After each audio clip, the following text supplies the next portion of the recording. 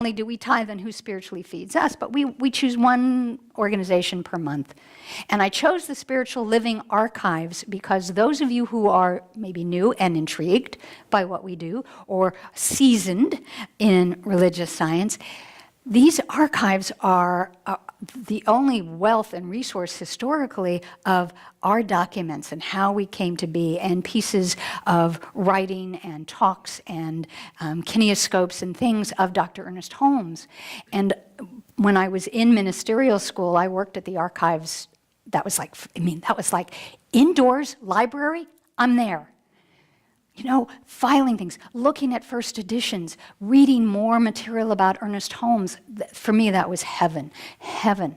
And so it was great when we set up the archives from LA, Founders Church, and then we took it towards the west side, and I moved it with that. And then when I was in San Diego, happily, we were establishing the archives in Encinitas and helped Dr. Marilyn Leo get that going.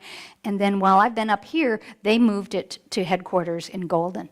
So you can go online and access public domain things about Ernest Holmes and our philosophy that you don't realize is available. So I want to make that known to you, that you have a resource, and I want to support that resource. And you can join it, you can contribute, and you get more goodies. I think there are more things available to you.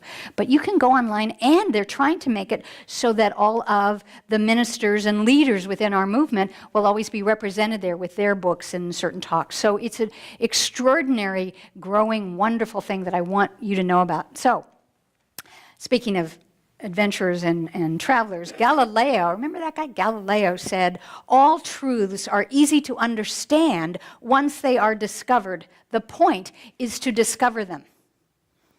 Yeah, yes. That's why we have the archives. That's why we offer classes. That's probably one of the significant reasons why we meet on Sundays. In addition to the beautiful music and usually the social hour, etc., we come here to be with fellow travelers on a voyage of discovery to uncover and discover truths that fit. Not truths that we've been handed down, not truths that are, on television or in magazines, or that, your great-grandparents said, well, this is the law, this is what you got to do, but truths that resonate to our mind, our heart, our soul, that allow us to be the authentic beings that we were meant to be. And so we have this opportunity to come together to read, to study, to sing, to pray, to do what we do, which is spiritual mind treatment, to vision, to contemplate, and continue, like the lotus flower, to uncover and discover that truth that is within, which is that oneness of which we always speak. That's what we get to do. That is the great discovery. William James, who, amazing author, wrote, "The greatest discovery of my generation is that human beings can change their life by changing their attitude of mind." Well, doesn't that sound like Ernest, who then went on to say, the first great discovery that man made was that he could think? Yes. It's one of the things that sort of separates us from some of our other fellow animals, although I know some animals who think really well. They plot things. If you have cats or dogs, you know what I'm talking about. We have the ability to think. Concurrent with that ability is the same opportunity to change the thinking. If we're thinking one way about ourselves, albeit negative or positive, we can change it. We always talk about change those negative thoughts. Well, how about when you're in a positive mood and things are going and you're just da-da-da-da-da-da and having a great day and thinking that, and then something happens, something, and it kind of comes into your sphere and you go, ew, and you start thinking negatively, and then to me, it's like a, what is that called? Sagebrush thing, or domino effect, that you start one negative thought and suddenly, oh yeah, and then I heard, and what if, and how about, and then and then you suddenly find yourself in this quagmire of negativity that you did not create, because 5 minutes ago you were jiving down the road, enjoying life and nature and yourself, and then somehow you allowed someone or something to come in and go, give you a cosmic raspberry. I don't know. Well, I'm imagining by some of those titters that has happened to you. You know, and you think you're doing fine, and then something, and you realize in a few moments that now you're in a cranky mood, and you're frowning, and you're disgruntled, and you're in race consciousness. So we have the opportunity to think the positive thoughts about how beautiful it is outside, what's going on, and how good you feel, or what wonderful thing you had for breakfast, etc. You also have the ability to think that, oh, that was cranky, and that wait person was really rude, and it took too long, and when is this going to... And we have the ability to think those thoughts. I believe it's in the Bible listed as free will. We can think any dang old thought we want. And what Ernest Holmes talks about, what the Transcendentalists talk about, what even the Buddhists and mystics talk about in being present, being mindful, Thich Nhat Hanh, peace in every step, means being mindful, means being present, means you are at liberty to choose a new thought. If you do not like the thought you're thinking right now, by at least the second or third beat into that thought, you can shift it. And the more skilled you get at this, you shorten that time. I know when I first got into this teaching and I would find myself in the negativity, I could be in the negativity 15, 30 minutes, hours, sometimes days.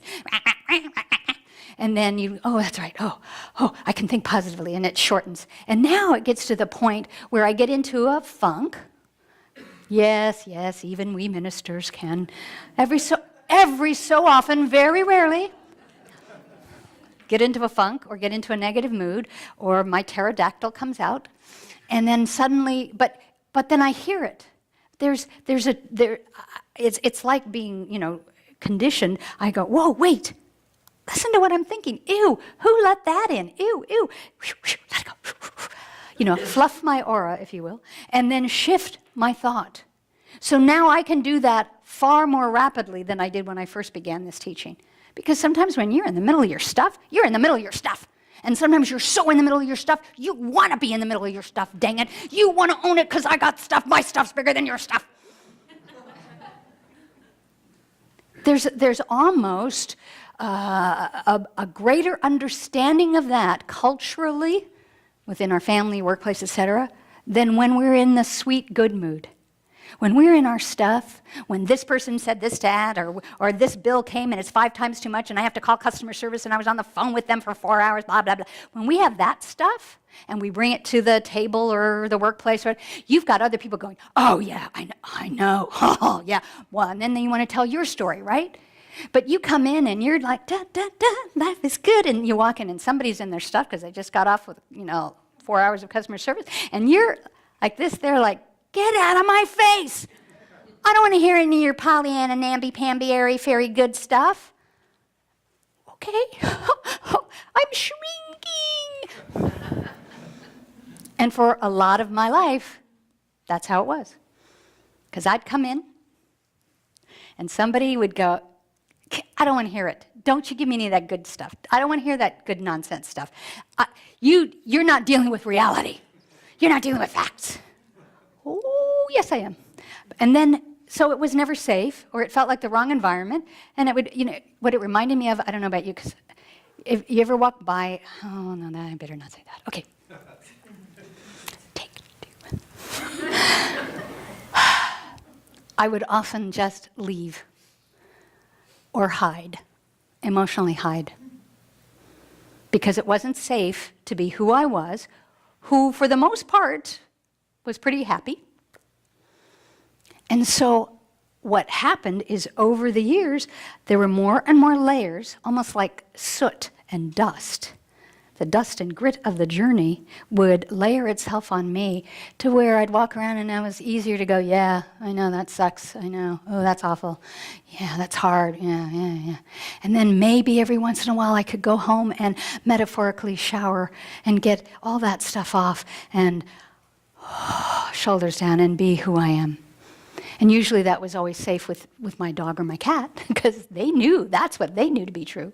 But out in the world, it didn't always feel safe to be who I was, whether it was positive or artistic. Those of you who are artistic, well, it's probably easier these days, but you grow up and you're artistic, and it's like, yeah, but get a real job. You know, what are you going to learn in school to make sure that you make money? Okay. So you get to change your thinking. And that's why, for me, the great discovery was when I landed at the Hollywood Church of Religious Science with Dr. Robert Bitzer and began this voyage. And it wasn't easy. It wasn't always fun. And it wasn't always smooth sailing. There were storms along the way. The difference with those storms is I had tools and I had companions on the journey to keep me safe and sane. And every once in a while, the waves would wash over and I'd be soaking wet in this, but somebody would hand me a towel. Somebody would say, it's going to be okay. You'll get through this. This too will pass. And that's what this teaching is for me. That's what the voyage of discovery is for me. Ernest Holmes writes on page 63 of our textbook. We wish to discover what to believe in, why we believe in it, and why such a belief is reasonable, and insofar as possible to enter into the nature of the invisible cause of this to manifest life and ours. We wish to discover how this cause works its relationship to us and our relationship to it, and how we may use this knowledge. Picasso wrote, I do not seek, I find. Think about that difference. If you want to talk about half empty, half full, I don't seek, I'm not struggling, looking for something. I find. And that to me is what this teaching does. It's this treasure trove of finding, of discovering, of uncovering, of revealing, of allowing all of the treasures, the goodies, the understanding to come forth where we go, yes, now I understand. I am one with that. I always have been. And I can choose to continue to do that in how I move forward in my life to create a path and a journey. Reverend Sapphire Rose said, we become afraid of what we see instead of seeing what we know. And that's what it was like for me growing up. Became afraid of what I saw, the people, the negativity, and all of that, instead of remembering and seeing what I knew inside as a kid. What I now know, I've been given permission to return to as an adult.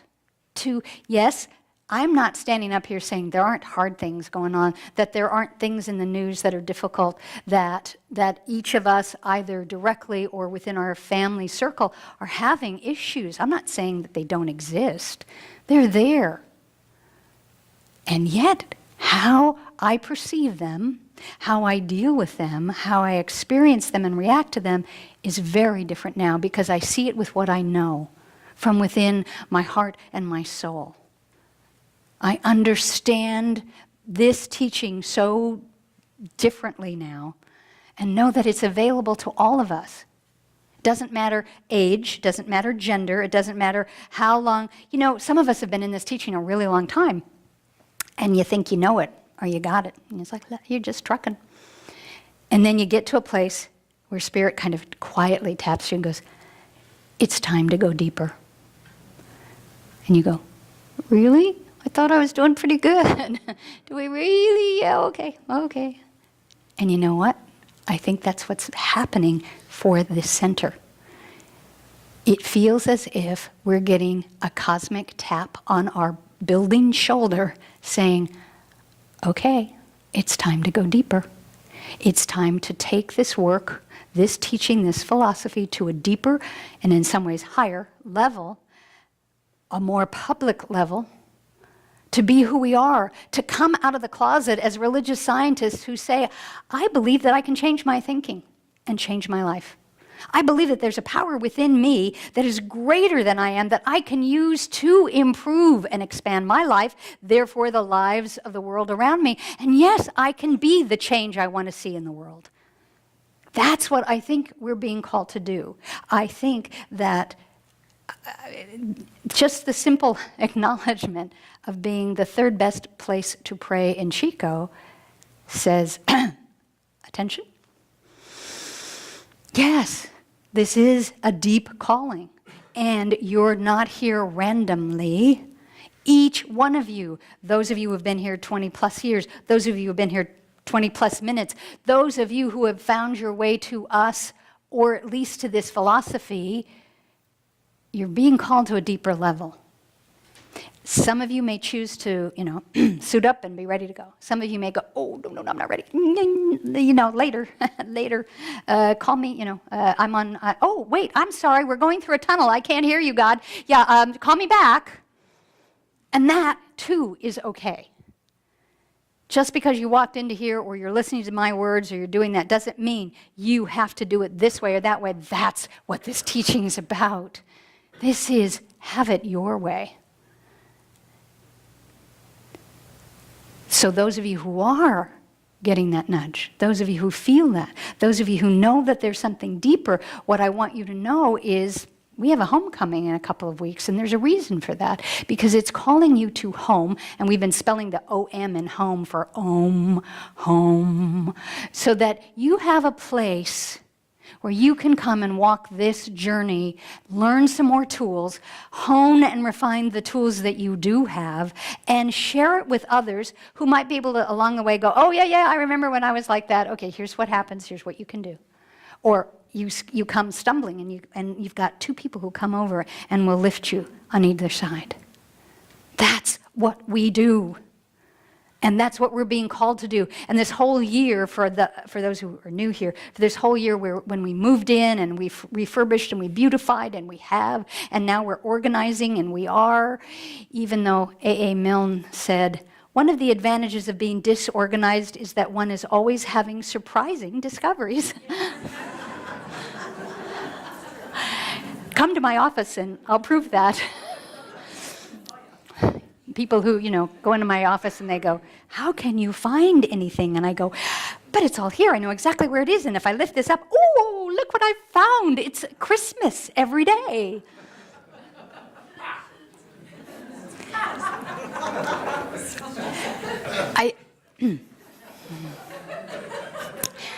I like to live in a Christmas land. I like having things, finding things, even in the stack of clutter. Because that's who I am. And oh my God, the best discovery of this teaching is that it allows me to be who I am, wherever I am, whatever title's in front of my name, whatever city I'm visiting. Whoa, sorry. That came out of the blue.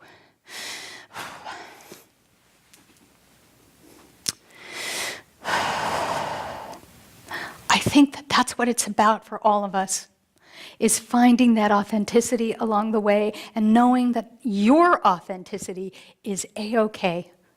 And it's going to be A-okay no matter where you are, who you're with, what you're doing, what your job title is, any of those things. And the real art is learning how to allow that to be.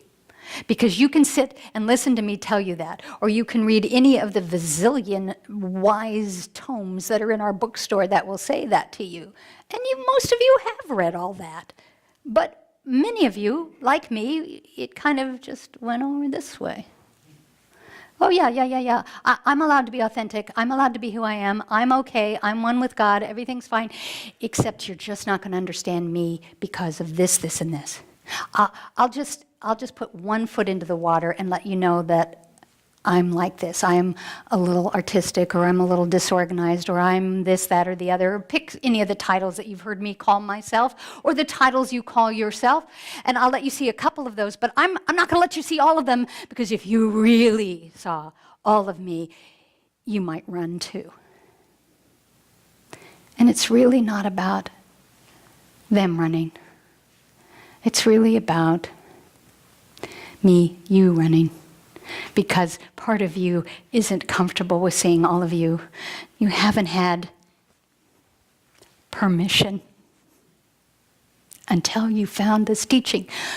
Let me take that back, I statements. Until I found this teaching, I didn't have permission. And if I had thought about it, I would have printed up a little notepad, kind of like a prescription pad, and I would have written something, permission slips for each and every one of you. And if you need a written permission slip, I will give you one. And you can come up to me or you can email me and say, I need permission to be the creative being that I am. I need